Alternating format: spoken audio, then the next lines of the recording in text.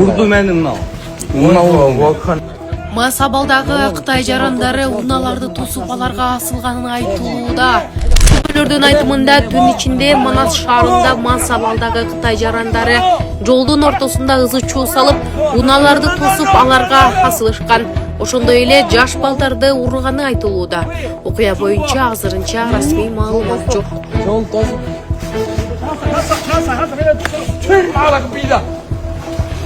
Оларга закон жокпу? Калган жайында түшүп урган машинасына. Тарапалла эл болмак. Буларга закон жок. Буларга закон балышныкта бар эмес. Только кыргыз элине булар деле мыйзам чегинде көрсөк чара. Ооба, ичип алдым нерде мына жаш балдарды уруп атат, коркуттуп. Урду мени мынау. Ваканың. Мане! Окей! Мане! Окей! Ат башыда ток менен балык кармаган чет элдиктердин видеосу тарады. Ондай. Ток менен балык кармап жүрүшөт арбада. Ондай тог бар экен. Мына машина номери.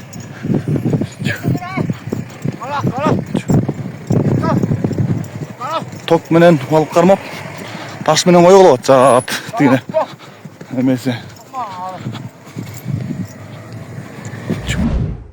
Элестеткиле, эртең тоолорда жеке менчик болуп калса, Супара чоңкурчакта жаратылышка жол жабылды.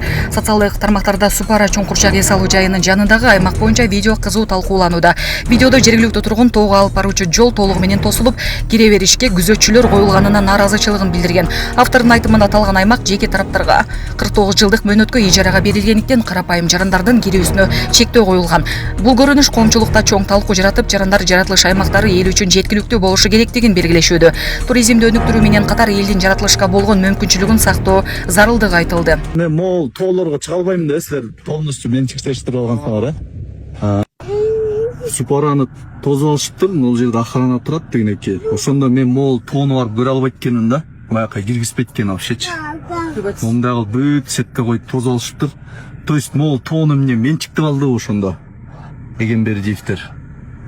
Мен бул жакка кире албайт экенмин да, могул жерде охрана тосуп алган. Бүт сеткаларды коюп алышыптыр, полный тосуп алышыптыр. Ушу тоого кире албайт экенбиз да бул жердечи. Ошондо мен могул тоолорго чыга албайм да, силер полностью менчиктештирип алгансыңар, менчиктештирип алган тоонун баарын, ошондо мен могул жакка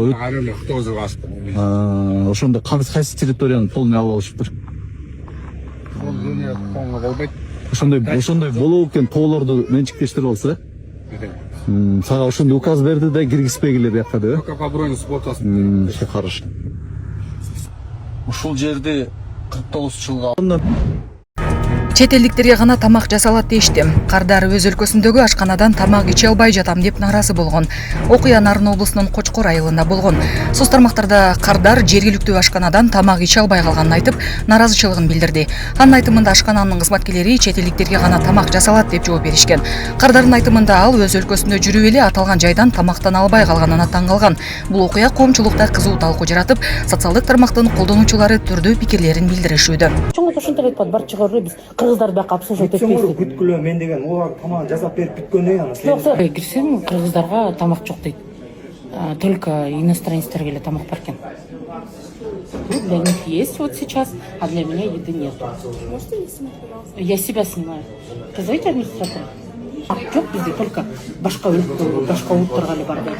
Представляете, как мне обидно? Вот представляете, каково мне сейчас? Мен өз жеримде жакшы кофейня таптым, хочу сесть. Силердин оюңар боюнча кандай кыла келеңиз? Мейлигиле деп чыгып кетейинби? Анткени силер аларды көңгөнсүңөр да, алар өзүнүн укугун коргошпойт да. Ошон үчүн силер деп эле баарын ошентесиз. Эмнеге кыргыз элим өзүнүн жеринде кафеге келип таза жерден тамак жей албайт? Мен да булар жегенди, мисалы жегим келип атат. Бир порция, неужели сенде бир порция тамак жок? Канча? Жок, сиз мага күт деп айткан жоксуздар башында. Сиз просто сизге тамак жок деп койдуңуз го. башында мага, потому что мен өзүм укумду коргой алам, я знаю свои права. А башка адамдар коргой албайт, буларда ушундай кетип отурбайсыңдар. Бул кандай түшүнсө болот. Администратор жок, управляющий жок, өлкөдө жашап, ушул жерге келип мен ушундай болгуш мен үчүн бул настолько обидно. Булардан заказ алып, меню менен заказ алып атасыңар, а мага болсо эчтеке жок деп койдуңар. После ссор, после всех остальных мне дали меню, дали возможность заказать. Бир тууганым өлүп кала жаздады. Чобон атада милицияга байланыштуу учуу чыкты. Жигитте аллергиялык реакция пайда болуп, шашылыш түрдө ооруканага алып бара жатышкан.